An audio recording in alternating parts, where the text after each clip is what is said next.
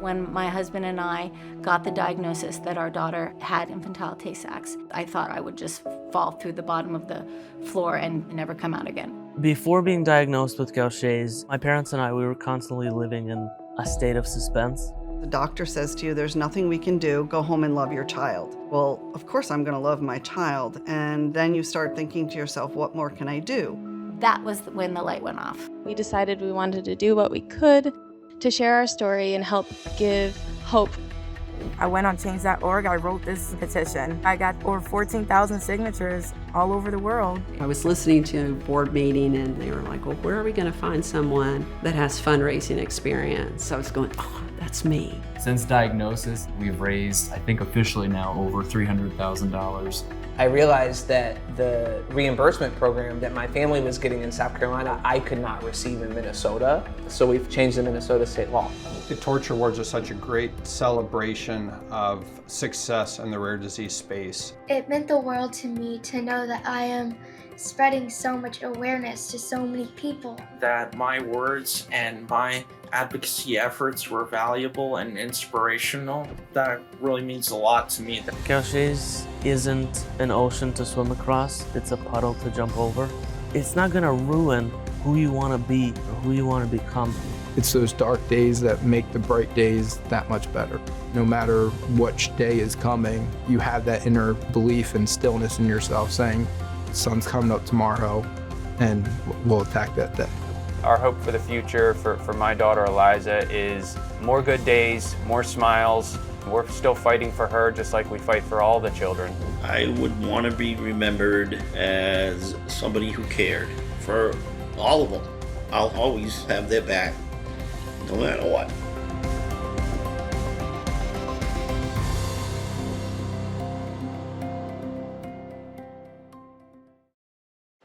Hello, everyone, and welcome to the 7th Annual Sanofi U.S. Torch Award Celebration.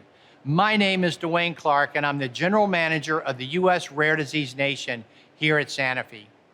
Since the Torch Awards were launched, Sanofi has been able to recognize over 30 rare disease advocates, and it's been an honor for me to be able to get to know these inspiring individuals and hear their incredible stories over the years. TORCH is an acronym that stands for Transforming Outreach in Rare and Creating Hope. And that descriptor is beyond accurate for every single TORCH Award winner. Patient advocacy is a key component of Sanofi's mission to chase the miracles of science to improve people's lives. And their stories help us understand everyone deserves hope, no matter how rare the disease or how impossible the path forward may seem. Earlier this year, Sanofi asked the public to nominate advocates who are transforming outreach and creating hope for their rare disease communities, of which 5 winners were selected by the Torch Awards Review Committee. Thank you to everyone who submitted a nomination. The results of this nomination and review process was an incredible class of 2023 honorees.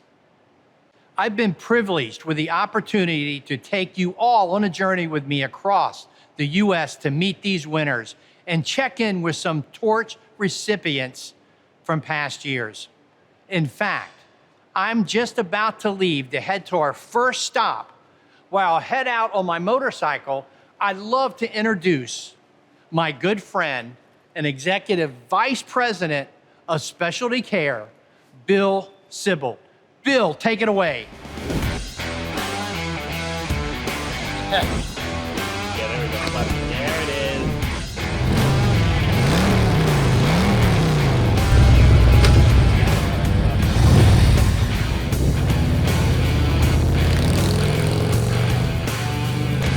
Well, good evening, everyone. My name is Bill Sibold, and it is a real honor to be here opening the show tonight. I want to thank everyone at Sanofi to recognize this exceptional group of advocates for rare diseases that we will be honoring tonight. It's such a core part of what we do at Sanofi. We are inspired by patients, their families, and the advocates who really help drive forward all the different stakeholders to achieve the big objectives that we always put into place. Working with this community is one of the highlights of what I do every day, because the impact is real, the effort is joint, and at the end of the day, we end up doing what's important, the most important thing in this industry, which is helping patients and their families. So I'm excited about this evening. We have a wonderful group of Torch Award winners this year. I look forward to hearing their stories, getting to know them a little bit better, and I think we're in for just a wonderful, wonderful evening. Thank you.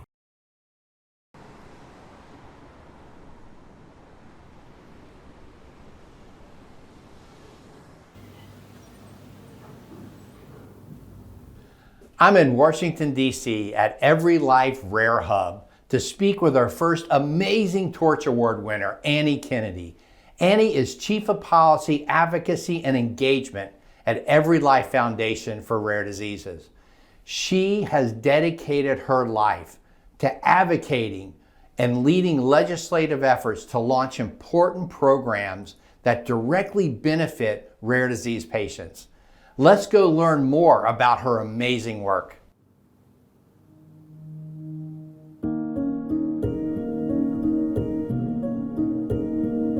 Hi Annie, how are you? I'm great, thanks Dwayne. And thank you for inviting us into your beautiful offices, and I love the artwork.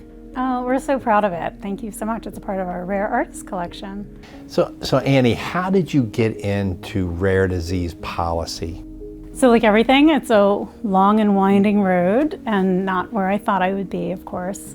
But when I was 15, my family would go to a family retreat every year. And the retreat center where we would go was also the space that MDA used for a summer camp program. And I was always so intrigued about what was happening right after the retreat ended. So I started volunteering, and I volunteered for 10 consecutive years for a week, and I became friends with people with neuromuscular diseases and learned that the opportunities that I had as a 15-year-old were different than the opportunities for those who had neuromuscular diseases, many of which were just because of the policies and the resources that were available to them. I, at that time, was thinking I was going to medical school, but as I was coming out of college, a very close friend of mine was diagnosed with what I didn't at the time think of as rare, but was a rare form of cancer. He was one of only 3 people in the US who had that form of cancer. And at the time when he was diagnosed, he was given 13 weeks to live. He actually lived for 13 months. But over those next 13 months, I became one of his primary caregivers. And I saw firsthand what it means to go from the fervor of wanting to live to wanting to be eligible for a clinical trial to then going into hospice. And again, I didn't have words for it at the time, but I learned what being an advocate was and what being a primary caregiver was. Wow, that's inspiring. And now you've taken that and you have helped hundreds and hundreds and hundreds of people in their journey. Well, I would say that I've band together with hundreds and thousands of people, and we together have changed health outcomes.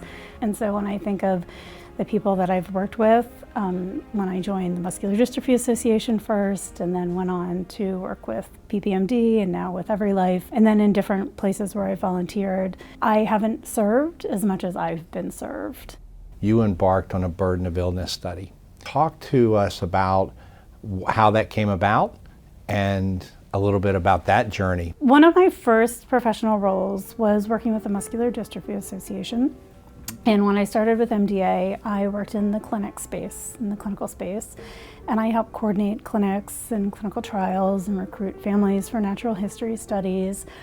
And I would spend a lot of time working with families to advocate for their resources. And I was always flabbergasted at how seldom the resources that had been prescribed were available.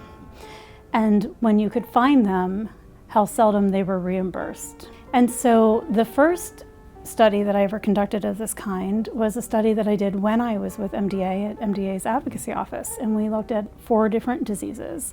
Fast forward 10 years later, I was working in a space that had its first approvals, and we used that data to advocate for access. And one of the things that was missing from that data were costs related to out-of-pocket expenses. We had only looked at direct costs, which was very clear to me was just a small piece of the puzzle when you're talking about the lived experience for families with rare diseases. So when I came to the Every Life Foundation, we set out to do a cost of illness study, looking at what the true economic impact of living with rare disease was.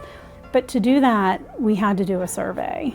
So we worked with almost 300 patient advocacy organizations.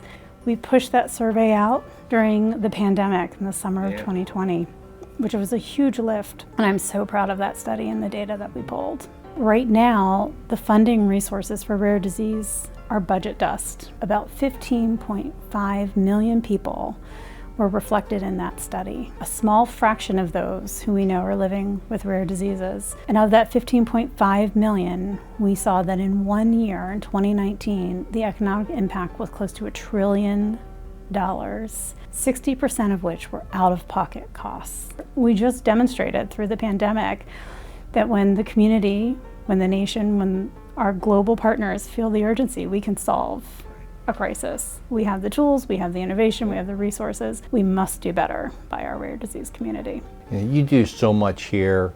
There's so many people that are saying, how do I get involved? How do I get started? How do I become an advocate? How do I make my voice heard? I've always said that advocates' superpowers are the power to convene. That's really the strength of being an advocate. I love the way our rare disease community works together. We have a beautiful collaborative community. The way our biopharmaceutical sponsors, our federal agency partners, and then most especially our patient advocacy groups come together to really pull together and drive this community is like none other. And I think this Every Life Foundation is such a core piece to that. So a 2023 Torch Award. Yeah. What did that mean to you when you got the phone call? When I think about the Torch Award and when you called, I went back, and when I think about my career, I think of it more as a vocation. I've always said that our role is to really put people in their best light. And I love the thought of the torch. What we're doing is shining a light on issues so that we can remove obstacles. And so I was so grateful that that's in some way being recognized, because it's not about the work that I've done, it's about the work that we've all done. I got a phone call that same day from a mom who I haven't talked to in many years.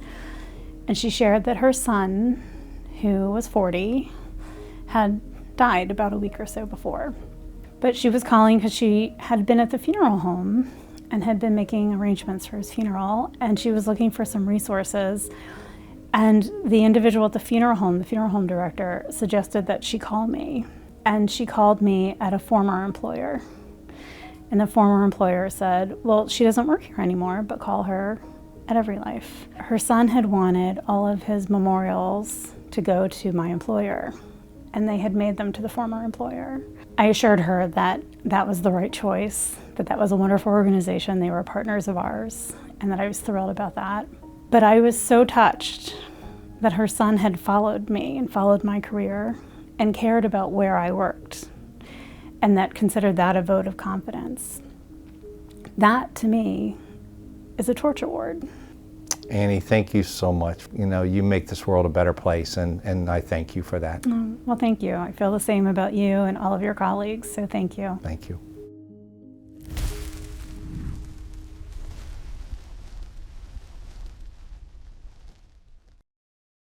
What a fantastic conversation. I feel so inspired by the incredible work Annie's done to make a big impact on rare disease patients. Can you believe we're just getting started? There's still so many more places for me to visit. In fact, I'm off to the airport again now. In the meantime, I'd love to show you an incredible conversation I had recently with a Torch winner from back when the award started in 2017. Maybe a great place to start, 2017. You were one of the first Torch Award winners. Tell me about what it was like to win one of the first Torch Awards, and then update me on sort of what's happened between 2017 and where you're at today. Hi, my name is Shaylee Boger, and I am 23 years old, and I have been living with the Pompe diagnosis since 2014, and I was the recipient of a 2017 Torch Award. It was a demonstration to me and others in the Pompe community that we are making a difference, and people do see it. Since then, I've gotten to meet patients who've been impacted by the differences I've made. I got involved with running for RARE, and so that led me to be community partners. And also importantly, it allowed me to receive the opportunity to become a volunteer at major marathons across the US. After being in the cheering section for 3 years, I was like, how else could I give back to this? And so I started volunteering through BAA. So I volunteered at Chicago, at New York, and at Boston marathons. And I'm actually one of the youngest volunteer leaders to date at the New York City Marathon. Since our conversation, so many things are happening in your life. You're getting ready to graduate with a psychology degree in December. I heard that you're going to get a service dog. Yes, I'm getting a service dog through an Assistance Dog International accredited organization, Little Angel, and I am so very excited. I plan on starting grad school in August of 24. I want to do a master's in child life and a doctorate as a dietitian. In the state of Texas, it's one of my biggest struggles is that we don't provide relevant child life to teenagers and young adults. My Connecticut Child Life team is absolutely amazing, and they meet me where I'm at. I've had to, as an adult, sign the consent forms for surgery, and that's not something that there is a prep book anywhere that says, like, how to ask all the questions. I needed supporting on how to make those educated decisions because it is my body. So you talk to all these people all around the world, and what advice do you give them,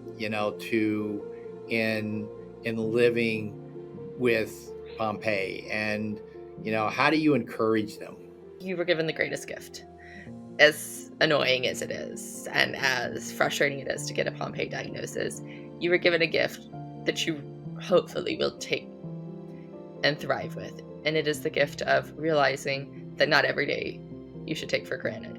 I remember sitting in the room that my doctor, in the office where my doctor diagnosed me, and she turned to me and she was telling me, you're probably going to die of Pompe. It's not going to be soon, but, it's just what it is.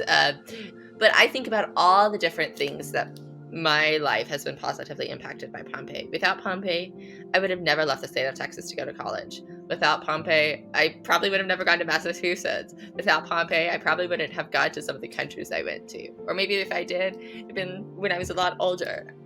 You have to take it in stride. You have to say, okay, this is what's happened. How am I going to let this impact my life? I started speaking about Pompe and started being on patient panels about Pompe because my biggest thing is if I can impact the world in a way that Pompe patients don't have to face the same struggles I have had to face, then why not?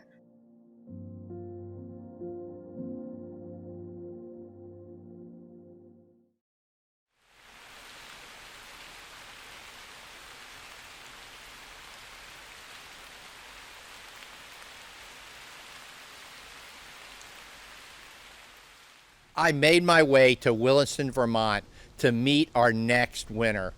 Travis Glock is an incredible, brave student who spent his 8th grade project working on a very personal and special project.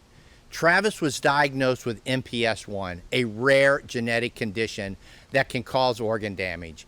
At the age of 2, he was quiet about his diagnosis in public for a long time, but decided to take a simple class assignment and turn it into an opportunity to raise awareness about his condition. Let's hear from Travis. Let's hear Travis's story.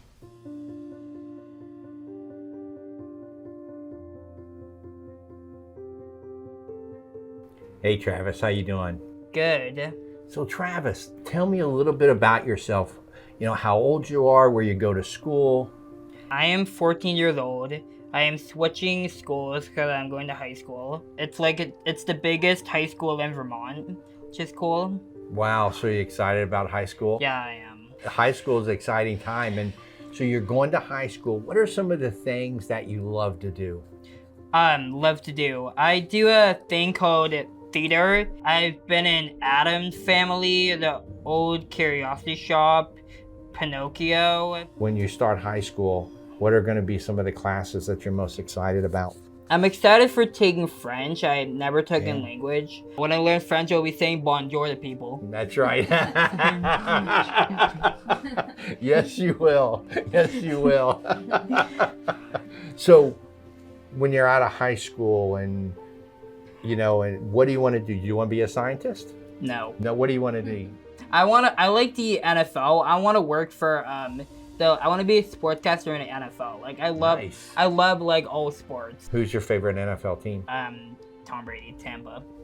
Tom Brady, Tampa. I'm a fan of all of the Tampa teams, Tampa Bay Rays, Tampa Bay Lightning. So I'm just sticking with the Tampa Bay Buccaneers. Nice. So Travis, a lot of people recommend you and nominated you for the 2023 Torch Award. So first of all, congratulations. Thank you. That is fantastic, and you should be very proud. Tell me a little bit about, you do a lot of things. You're going to high school, you're in plays. This, along with living with MPS, what's it like, and how has that impacted you? I don't know if it impacted me a lot. I can ride a bike, I can ski, I can jump on the trampoline. It doesn't really impact me. It's a thing where I have to do like an infusion every week. That's kind of annoying. I have to have a needle with me for 4 hours. But other than that, it's kind of a normal life in a way. How do you get your infusion?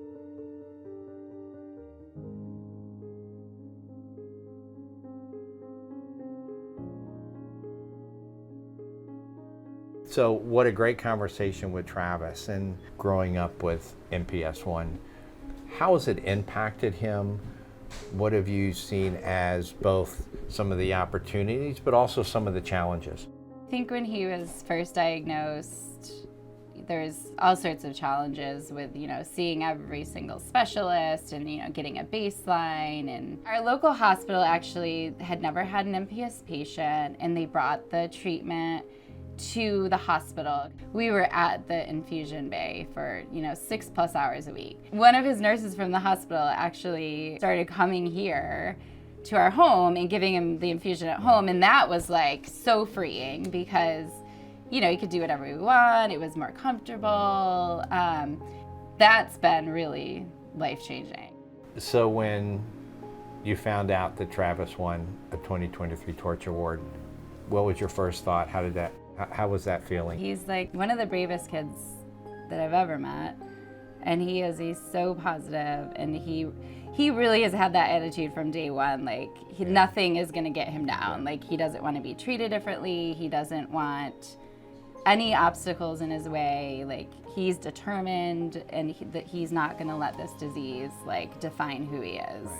So then he wanted to tell his class about his story. Yeah. What was your first reaction, and how did you feel when it was happening? Yeah, so he's always been extremely private about the fact that he has MPS I. He's only opened up to a couple of his good friends about it, but he's always been very, very private about it. So we were all just shocked, but also relieved because we thought that perhaps, some kids might have a better understanding of, some of his differences. Middle schoolers can sometimes not be the most easy crowd to receive information, but like he said, they were the middle schoolers were great. They were so supportive of him.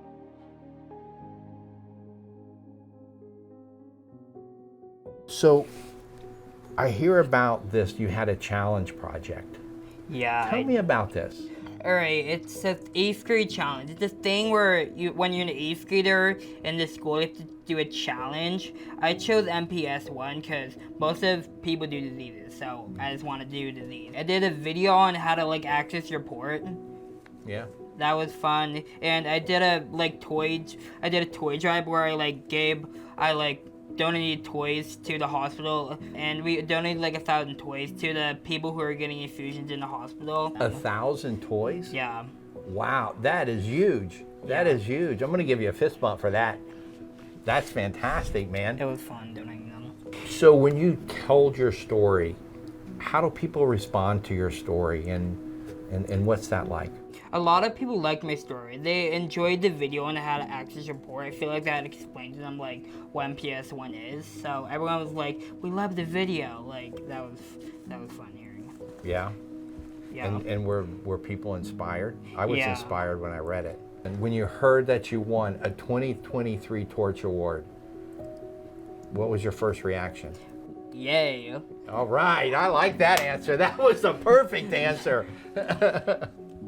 And so you got to tell your whole school a little bit about your journey and your life, and how did they react when you were done? They all loved it. Everyone was like, "Good job, Travis." That's what they were all like. Yeah, well, my last question is, number one, good job, Travis. And let's together say, Bonjour.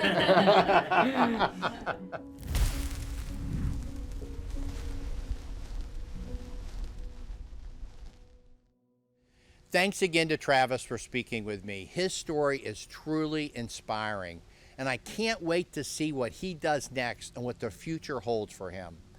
Unfortunately, I'm not able to meet with our next Torch winner in person.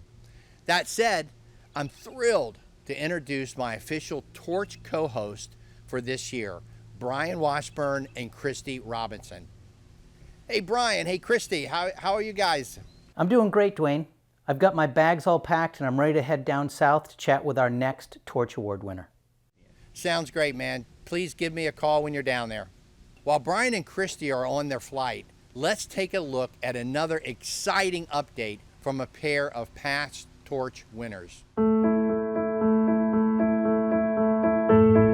Hi, I am Brian Jones, and this is my wife, Tia Jones. We live in Asheville, North Carolina, and we are the 2021 Torch Award winners. We have a mission for early diagnosis of Fabry disease, and particularly Fabry disease diagnosis in newborns, but also in early childhood. And with that, that was really how our mission started and how testing for TOTS began. 5 years ago, Brian, I guess it was 2018, Brian was diagnosed with Fabry disease about 9 months after we had gotten married. So as upbeat as maybe we sound throughout the rest of the video, even when we were interviewed in 2021 with the Torch Awards, we were not to this place yet.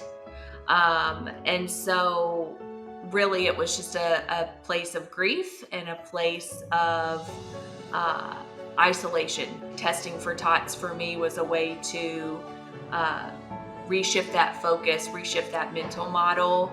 And by focusing on others, I think it really pulled me out of that grief, and it's really turned into something. So that's exciting too.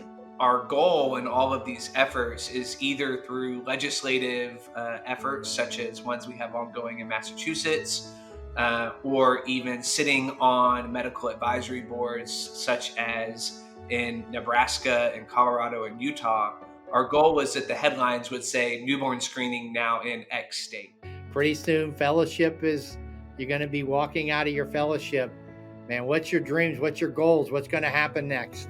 I professionally am joining a private practice in Asheville. The ability to help someone else is also a way to help with mental illness and chronic disease, is that take your experience and being able to serve someone else, or being able to reassure someone else that you've been there, or diagnose someone else, or advocate for someone else's screening is another way to kind of help with that anxiety and depression that can come. I think also that with a rare disease, a lot of people's mental health before diagnosis is, what is wrong with me? I'm not getting answers. Why do I feel this way? no one seems to know what to tell me. So then after diagnosis, it is kind of a jolt that is a bottom for you, but it's also it's something to hold on to, because you kind of get rid of all those other thoughts that you now know what's going on. You have the power of knowledge. Of the winners, the 5 winners for 2023, you know, what can you tell them about that experience and any advice for them to leverage that moving forward? Really unique situation. I think the year that we won, Dr. Justin Hopkin also was awarded the Torch Award from the National Niemann-Pick's Disease Foundation. And so connected with him really briefly, like, you know, shortly after the Torch Awards. And so it's really a lovely experience. I think that, you know, now they have signed on to be part of this LSD Alliance Coalition. And so it's so much more impactful when we step back and said, we can drive more change, you know, when we're collaborating and working together. But that's something we never would have formed that relationship if it hadn't have been that we happened to both be awarded for our work in the same year. Yeah, I also kind of took it as a charge rather than an award. I felt like we won the award and we've done more after the award. Yeah. And I kind of took it as we've won this, and I said, well, now we need to go make sure we deserved it, and let's get working.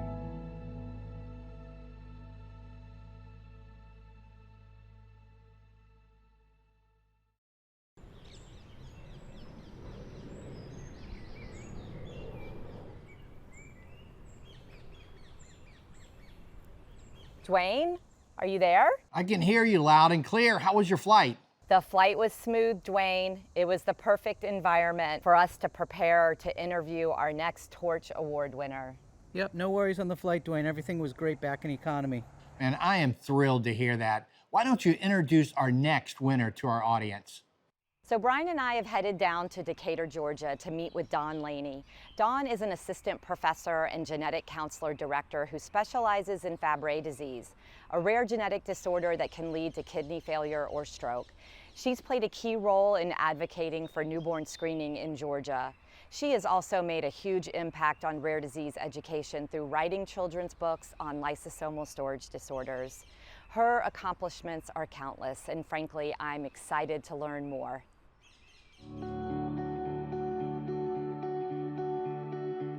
Hi, Dawn. Hi, Brian. Hi, Christy. Hi. Well, it's so fun to be in your home. We don't often get this opportunity to, you know, kind of see the personal side of the people that we work with every day. So thank you so much for having us. Sure, I'm happy to host. So would you tell us a little bit about yourself and what you do? So I'm Dawn Laney. I'm a genetic counselor, but really my hats have expanded beyond a traditional genetic counselor role.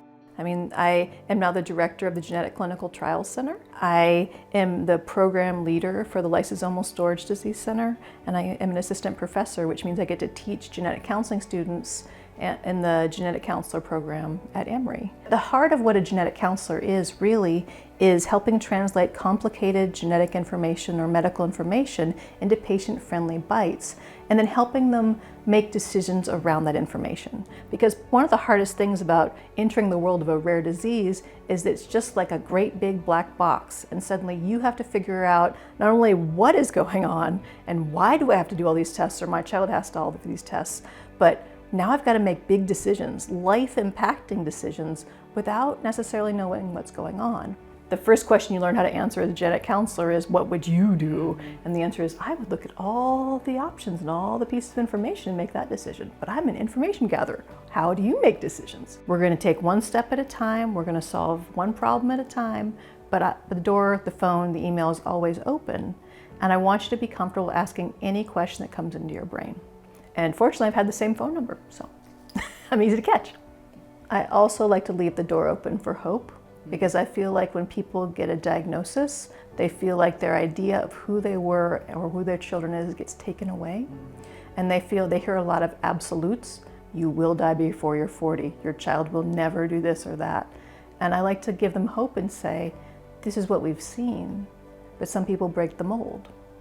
let's just see what's going to happen. This is what we're going to do to help your child or yourself reach the highest potential that we can get to.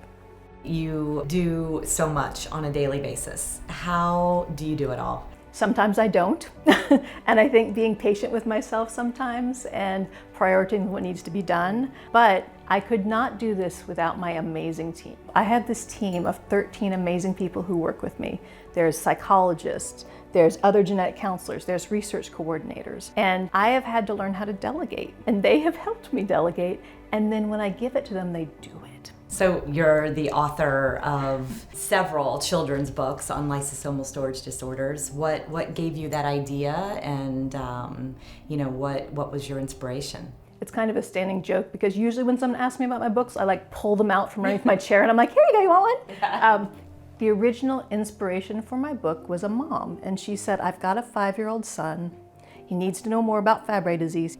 I wish there was just a book that I could read to him. And I was like, check. I could do that. I was so fortunate that one of my other patients is an amazing graphic illustrator. And so he, from the very beginning, was illustrating my books.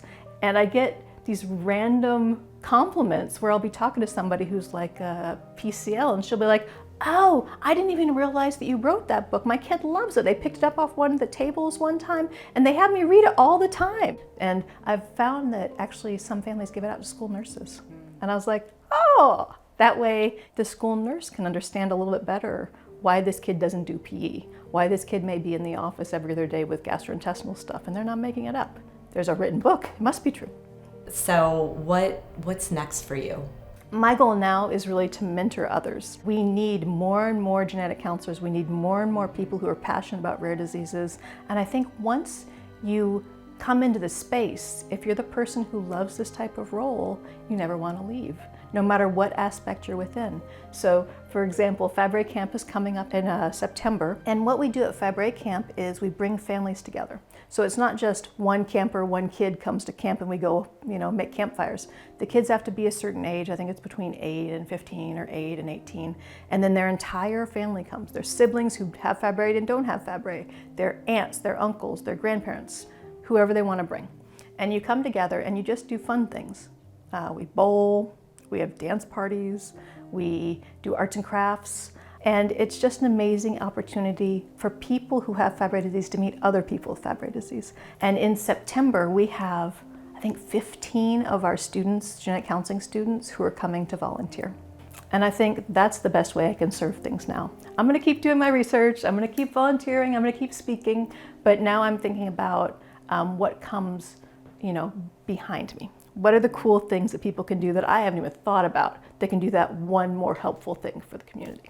Tell me this, Dawn. How does it feel to win a Torch Award? Well, honored, of course. And I have to say, like a little humbled. I think about the Torch Award is for somebody who, has done an amazing job founding and running an advocacy group for years. Or I think about, a scientist who came up with a cool new way to do a treatment. I don't think about me in my little office at Emory, just seeing patients and doing my little part in research as being Torch Award material, but you guys gave it to me. So now I think I have to level up a little bit. I gotta do a little better so I feel like I'm worthy of getting this award. Oh, I think you're definitely worthy.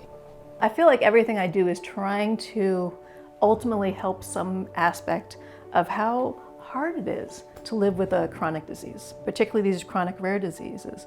Every clinical trial we're doing, we're looking at a way to make things better, some aspect of what's going on. And so all the different things I'm trying to do are like, can I make just one thing a little better? And every time you make one thing a little better over the course of a career, my career, I'm hoping at the end I'll be like, I made a difference. I did that. And even if it's one little tiny thing, like now patients whose kids get diagnosed in the newborn screening period have a better opportunity to understand and advocate from the very beginning, that's victory for me. So. That's awesome. I have to give you a hug. Give me a Yeah. hug. It's so good. It's so good. Oh. So good. Thank you. Anytime. So good.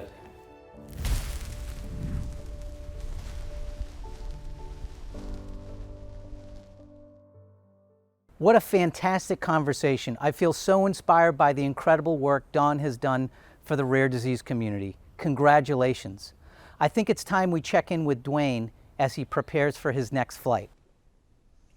Dwayne, how are you doing? I am well and good, and thank you both so much for your amazing conversation with Dawn. I just hope that I packed enough shirts for the last leg of my trip. Well, with that, I'm going to fly back home. Have a great trip, Dwayne. While Dwayne heads to our next stop, let's check in on a previous Torch Award recipient from 2020.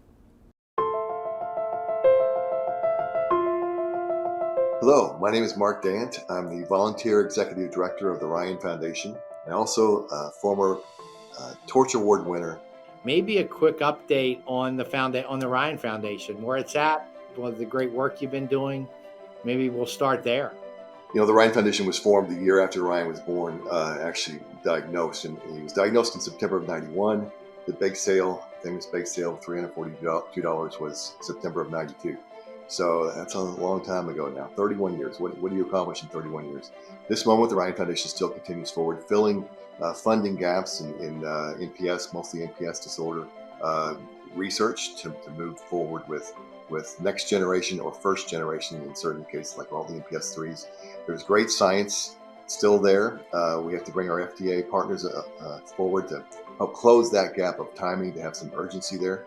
And that's kind of what the Ryan Foundation does as well, is help the patient advocate understand that their voice can make a difference, not only in their own family, but in so many other families, and in the process of drug approval, finding out if things are safe and if they work, and let's do it with a little more speed. 1 in 10 Americans have a rare disease. That's pretty darn powerful when you think of 340 million Americans. It's a pretty strong number. Together we have a wonderful voice, and once we realize it, we can move any mountain in our way. We just have to believe we can do it with effort. Mark, could you give us an update on where you're at with the Every Life Foundation? The update there is that actually I'm termed out. I was on the board for 9 years. We have good policy limitations on board terms, so we can have 3 3-year terms. So in December, last December, the night that Ryan and I were able to host MC the Rare Voice Awards, which I'm still very proud of. Ryan did a wonderful job. That was my last day as a board member of the Every Life Foundation. I had the honor of serving for 9 years, and the last 5.5 as board chair. I was able to meet so many wonderful families and with all sorts of conditions to help change their lives and empower their voice. It's one of the most wonderful times of my adult life, was being able to serve with all the incredible team of staff members at Every Life, and the board members at Every Life, and mostly being able to meet those with conditions that are finding their voice and screaming from the mountaintop that we matter. Any words of wisdom, any advice, anything that you want to let everybody know? I just feel like I want families to understand that they can make a difference. You don't feel like you're making a difference because you have all the problems of every day. You wake up and your child's still sick. You wake up and you still have to go to work. Come home from work and you still have to try to figure out how to raise money. And oh, by the way, you have to learn science. You have to find a scientist, and you have to find a physician who will take care of your family. And you have all the normal problems of every family, but you have these added things. Is there time in the day? And the answer is no, but you can find it if you keep looking. And that's what happened. Really, when Ryan was diagnosed, Gene and I were in our late 20s. I was 30, I believe, which is the same age of the parents who are now being diagnosed with ultra-rare disorders. So when they see our family, I'm thinking, what would I see if I were them? I would see an older person, probably the age of a parents, maybe grandparents even. How did they get there? Well, here's how we got there. All we wanted to do was something that might change the future. So believe in your heart. The day that every morning when you wake up, that what you can do will change someone's life. It's not your own, it will change someone else's. And now looking back over the past 30 years, I can point to moment by moment of things I thought were so silly that actually collectively changed the future, changed tomorrow for children I'll never meet. That we together with Sanofi and Bob Rand and the scientists and all the other companies and entities and children and families work together. We don't know what happens that day, but looking back, you can see that effort changed so many lives. You'll never know what life you can change if you just try. Stand up, push the pain aside, and let that motivate you to make a change. And just might.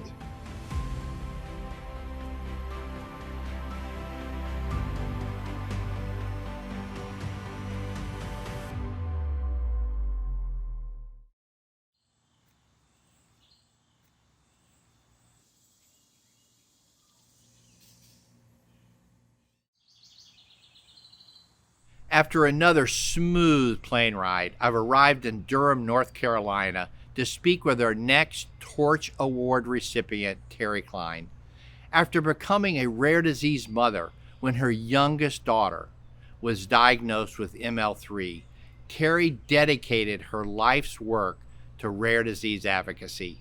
As CEO of the National MPS Society, she has spearheaded a number of key programs to both raise awareness of liposomal storage disorders and solve many of the social economic inequities that MPS and ML families face in underserved communities. Let's learn more about her incredible story.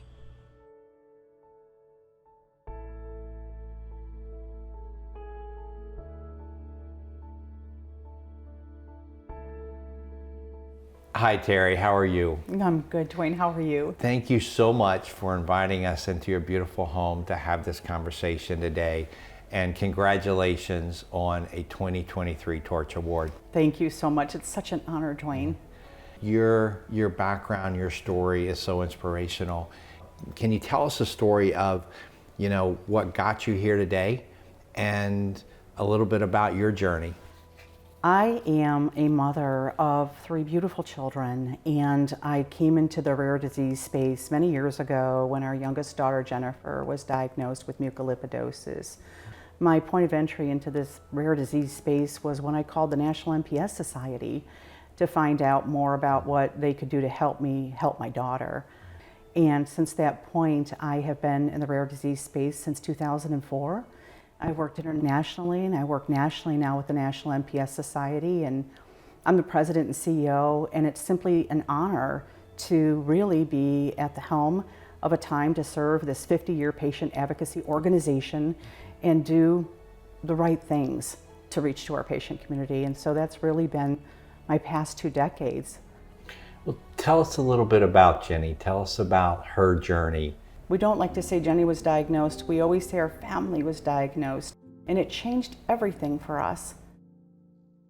For Jennifer, we don't have therapy, so we manage symptoms as they arise. She's had a number of surgeries over the years for things to do with her joints and her muscles, but she's also embraced life very differently. Jennifer is an inspiration. She is 31 years old. She is currently a patient scientist herself working in the rare disease space. She's decided to take rare diseases full on and be able to provide her knowledge and her understanding of science and work in these spaces as an up-and-coming researcher. We're so proud of her, but it hasn't been easy. Jennifer has challenged physicians, and she's challenged her human body to become strong, to face adversity, to say, I can do it. She has the can-do attitude. And it really taught all of us in the family that she was going to lead us and she was going to show us the way. Talk to us a little bit about the work that the organization is doing. Talk to us a little bit about things that you're excited about. The areas I'm excited about with the society is when we started our Pathways program. Our Pathways program is when we brought social workers into the organization, and we were able to meet families face-to-face at the time of diagnosis to really help them in that first year or 2 of their journey. And that was important, and that changed forever who we were as an organization. We had a family that wanted to host an event in Atlanta, and their child became very, very ill. And one of our social workers said, I want to do this. I want to go to Atlanta. I want to help this community. And we decided to go forward and have this picnic anyways, and we wanted to do this. Little did we know the need was so profound. Complications that the families were facing, the struggles they were facing were real. They had food inequities, they had housing inequities. They didn't necessarily want to talk about their MPS disorder. They're struggling with how to feed a family that night. And then we knew we needed to do more. So we built the outreach programs. If this happened in Atlanta, then this is happening across the country. And we are in a position to do something different and do something hard. And we are going into 5 cities this year, Dwayne. And we're going to 5 cities, and we're starting in New Jersey, and then we're moving quickly to Cleveland, and we will move into 3 other cities the rest of this year, and we're going to bring help. I think that's what the National MPS Society does so well. You connect to the people and connect to those that have been diagnosed and connect to the families, and that outreach means so much. As I said before, we're not supposed to know every child in a study. Right. But when you drive home from an Atlanta event and part of you is just mourning the fact that the families never knew there was an opportunity that could be different for their child and they missed it. We can't have that. We can't have it. They need to know and they deserve to know. Yeah. And however we can reach communities and cultures, we need to do our best, and we need to get in there and get the work done. I think that's one of the great things about this community is that regardless of who you are, what your mission is, everybody comes together. The work that your society is doing is just is amazing, and we're sitting here today, and you know, you're a 2023 Torch Award winner. What does that mean to you? Wow, it's an honor, but I carry it, and I say this humbly, I carry it because I think of all the children that were heroes on the front line, all of these years that have lost their lives to these diseases. And I am inspired by the team that works beside me, that wants to truly make a difference in this patient community. They don't just say it, they do it.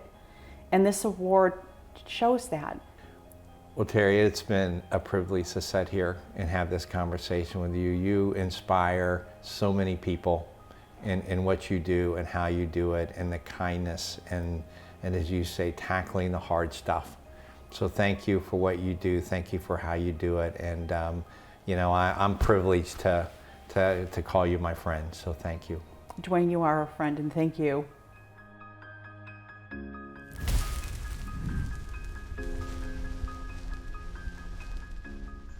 Wow, it was truly incredible speaking with Terry and hearing about her story.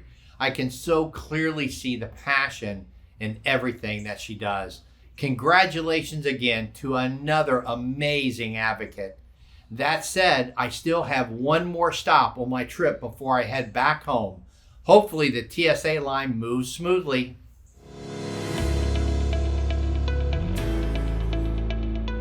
Hello, my name is Burju, and I am the Global Head of Sanofi's Rare Disease franchise. Hello, my name is Brian Ford, and I am the Head of North America Specialty Care. Hello, I'm Shannon Rosetich, Head of Specialty Care Europe. Hello, my name is Adam Gluck, and I'm the Head of U.S. and Specialty Care Corporate Affairs here at Sanofi. I want to take this moment to sincerely congratulate all of our 2023 Torch Award winners. Annie, Travis, Dawn, Terry, and Jack, your stories and your work clearly demonstrate the compassion and fearless determination of the rare disease community to make important change happen. Your stories inspire our teams at Sanofi to work hard and play our part in helping patient lives by chasing the miracles of science. Your work for the rare disease community truly makes a difference every day through raising awareness, through changing policy, and through improving health outcomes for those who need it most. Your courage through sharing your stories and raising awareness for rare diseases that affect far too many people is inspiring beyond words. We're so incredibly grateful for everything you do. The Torch Award is a representation and celebration of your effort. We also hope that you use this award as motivation to continue to advocate and inspire.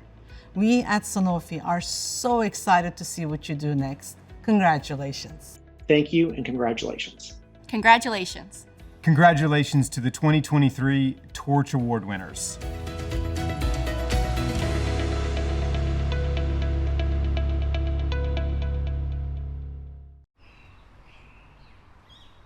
Time flies, and I've been doing a lot of flying, but it's time for our final winner for the 2023 Torch Awards. I'm in Concordia, Missouri, to speak with the incredible Jack Johnson. Jack has a long history of supporting the Fabry disease community, dating back to his diagnosis at the age of 7 and his founding of the Fabry Support and Information Group in 1996. It's an honor to be able to interview Jack and share his story.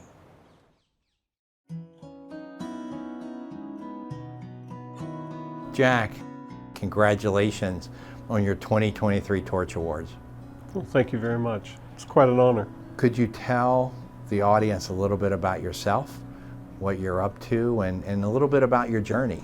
My journey in Fabry disease and condition in my family. The family had many problems with the males. They thought maybe Bright's disease, or they called it dropsy, they called it early aging. There was even a story that it was a curse on the family males. They just didn't know what it was. We traced the condition back 5 generations back from myself. But finally we got a diagnosis by a small town country doctor. And so that gave me and others in my family a great advantage knowing what was wrong, the condition. So we didn't have to go through that long, extended, painful odyssey.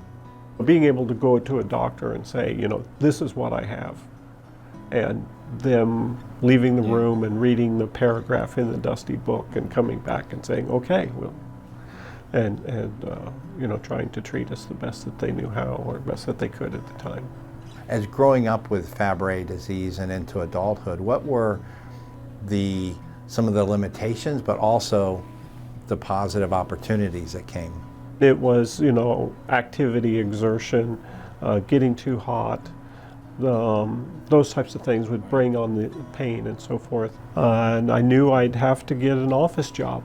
So I went into graphic design and computer work, and then one thing led to another, and I had the computer background and was able to put together a website, and things just really grew from there.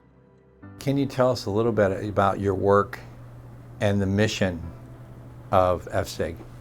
Well, the work that we do is primarily with the Fabry patient community and their families and caregivers. We try to just be here as a resource. One of the things that has really come out of that is the need for education and awareness, and to help educate the patient community, also the physician to some degree, and the pharmaceutical community that we work with, on what it's really like to have Fabry, because what you read in the books is not what it really is to be a patient. What are some of the accomplishments of FSIG that you're most proud of?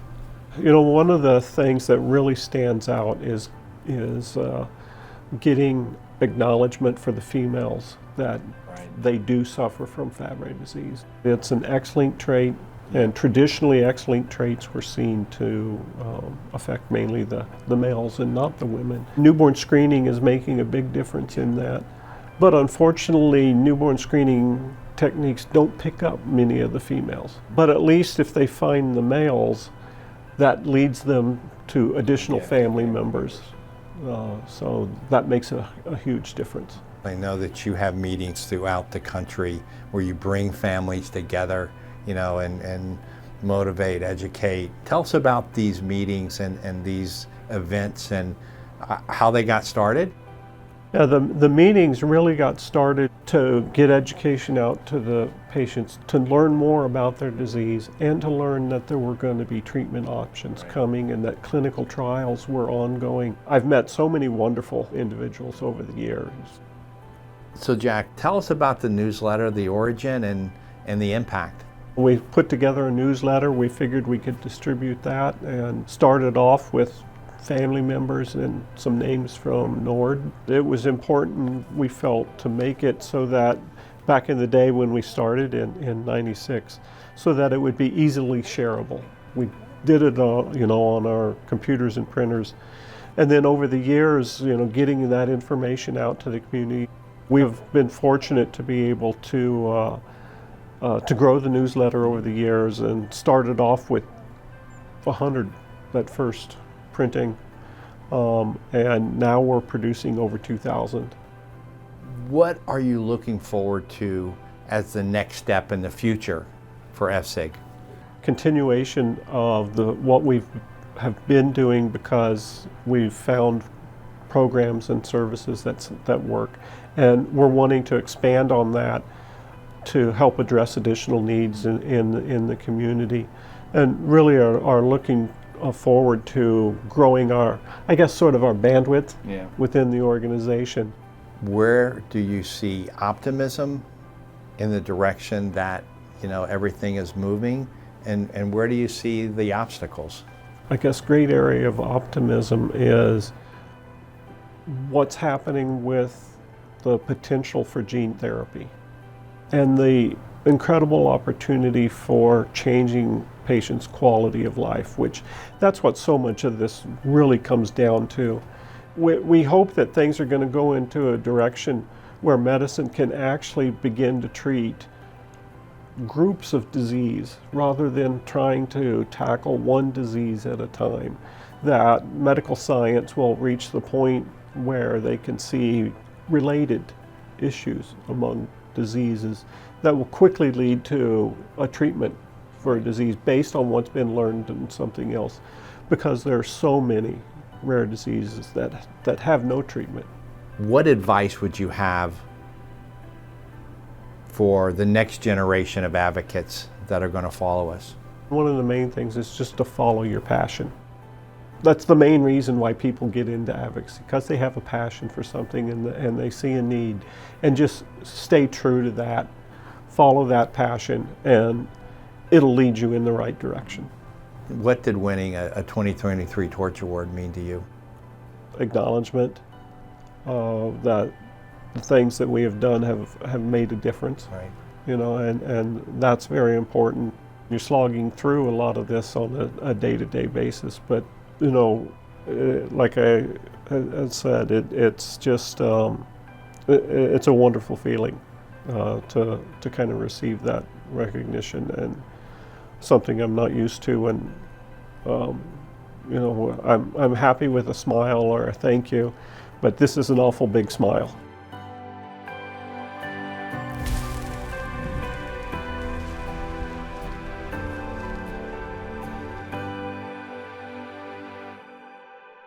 What an incredible journey this has been.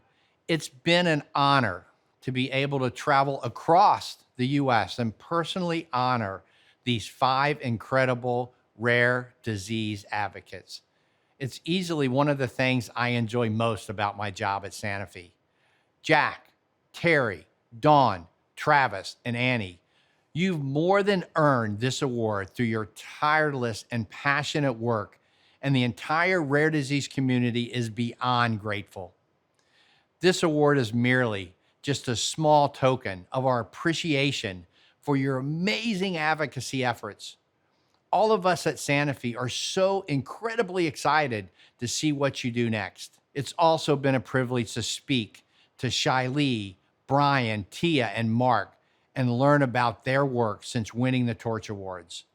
Their continued drive is a clear demonstration of their true passion for making a real change in the world. I would like to close this program with a personal thought. I told myself in the beginning of 2023, whenever I had a chance to speak to teams internally and externally, I would use my platform to raise one topic. In this case, it is so relevant to the amazing stories tonight. I feel the most powerful and the most undervalued behavior on this planet is intentional and sincere kindness. Kindness moves mountains. Kindness is blind to race, gender, economics, health, sexual orientation, age, and location. Without kindness, respect is unattainable. Without kindness, positivity is unachievable. And without kindness, innovation, growth, and collaboration is impossible. Kindness to me can be as simple as a smile, listening without judgment, or reaching out to say, I care and how are you? Kindness is helping someone without being asked. Kindness is friendship and makes us all human. Kindness, I believe, is so powerful. All the winners and all those of you here viewing remotely have shown immense kindness in your actions and caring for the rare disease community. Thank you, thank you, thank you. We are a small but mighty community, and together we will achieve great things.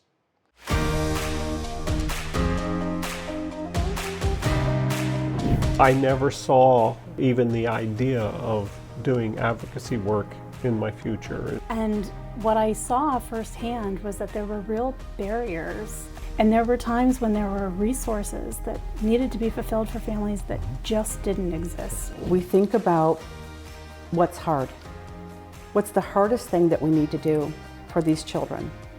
And if it's the hardest thing that we need to do, if we don't do it, who's going to?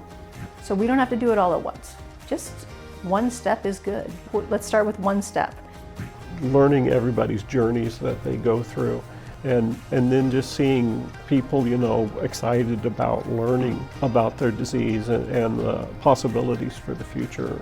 Making connections with other patients and patient families is truly meaningful. These are the kind of things that I got to see with my eyes in person in the advocacy groups, and I find that so rewarding. We have to have hope. We have to sit in the places of positivity and hope. If we don't have that, it's not going to drive us forward. And I think that's a great message for anybody, which is you can't do it alone. You have to make sure you've got the support. It was fun, like, giving back to community. Like, I couldn't believe the response we got. It was unique and new, and the community received it so well. And we have individuals who are alive today because of the achievements that we've made together. And it was, you know, important to me to be able to help others, whatever came from it. So I was so excited for him because I think what he did was so brave. But every year I just come away exhausted and elated and so excited to do it again. That's what I learned from my mom and dad. When there's work to be done, you get in and do it. So every day I feel like I picked the right thing when I moved into rare diseases. We've demonstrated that we have the tools and resources and that we can mobilize to get it done. And the rare disease community can get anything done. Hello, I'm Travis Glock. I'm Terry Klein. I'm Jack Johnson. I'm Annie Kennedy. I'm Dawn Laney, and I'm a 2023 Torch Award winner.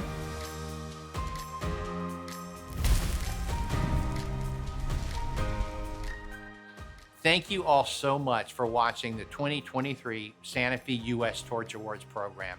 Thank you all so much for nominating and participating. But most importantly of all, thank you for advocating.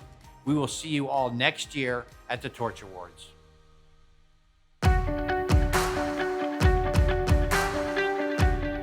Jack, congratulations on winning the 2023 Torch Awards. I cannot think of a more deserving person.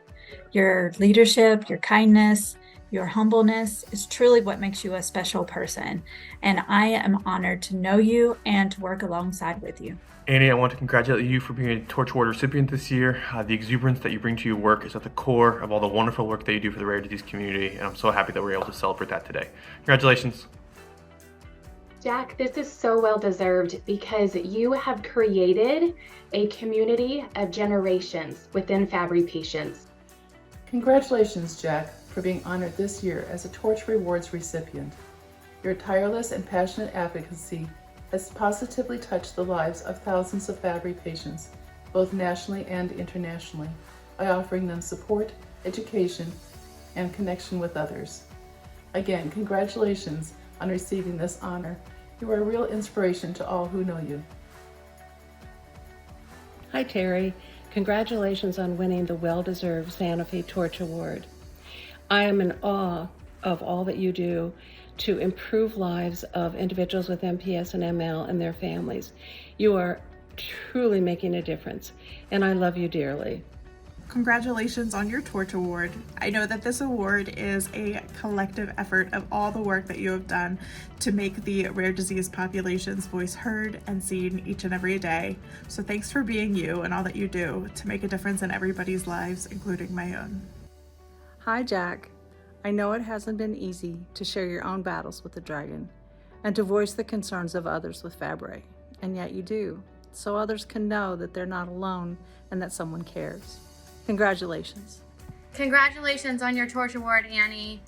No one deserves it more than you. We're so lucky to get to work with you every day at the Every Life Foundation. Thank you for everything that you do. Annie, congratulations on winning this Torch Award from Sanofi. Your tireless effort and commitment to the rare disease community is so inspiring. I'm honored to work alongside you and grateful for your leadership and friendship. Thank you for all you do, and congrats again. Hi, Jack. I'm so proud to work for you and call you my friend. You are highly respected by all the people that have come to know you. Jack, you've always been an embodiment of dedication, perseverance, and unwavering passion for FSIG. This award is not just a mere token, it is a testament to your outstanding talents and the countless hours you invested in your career. You have advocated relentlessly for 27 years to help better the lives of all who are touched by Fabry disease. Your humility, kindness, and willingness to lend a helping hand has touched us all, making this celebration even more meaningful. Congratulations. Hi, Travis. Congratulations on being a recipient of the 2023 Torch Award. It's hard to believe it was over a decade ago that I met you and your family, and taking care of you will always be a highlight of my nursing career. It was an honor to work alongside of you on your 8th grade challenge as you educated your community about MPS. Go get them at CVU. Cole and Sawyer are waiting for you. Congratulations, Annie, on winning a 2023 Torch Award. You have an exceptional mind for policy, and your exuberant talent has impacted the rare disease community in countless ways. You are a gift. It is an honor to work alongside you and see you impact so many lives. Harry, I can't tell you how glad I am to be able to offer these congratulations to you. I can't think of anybody who is as deserving of this extraordinary distinction. Congratulations. Congratulations, Mom. You're the best. Annie, it is a pleasure to work alongside you, and the exuberant attitude you bring to this work is truly inspiring. No one can compare to the knowledge and sincerity you bring each day, and I can't tell you how appreciative I am of your guidance, collaboration, and ever thoughtful words. There is no one more deserving of this recognition today in support of better tomorrows for the rare disease community. Congratulations. Hi, Travis, and congratulations on your 2023 Torch Award win. Your Sanofi Care Connect Personalized Support Services team is so proud of you, and you are not only navigating your journey with MPS I, you are thriving, and we are so incredibly honored to know you. Congratulations again, and thank you for being such an amazing part of this community. Hey Mom, I wanted to say congratulations for receiving the 2023 Torch Award. This honor is very well deserved, and I am happy you are being recognized for all of your patient advocacy efforts. You have been instrumental in advocating for mucolipidosis since I was diagnosed back in 2001, and for the mucopolysaccharidosis since joining the National MPS Society. Not only are you an incredible advocate for the MPS and ML disorders, you have been a mentor to many in the rare disease space. So congratulations.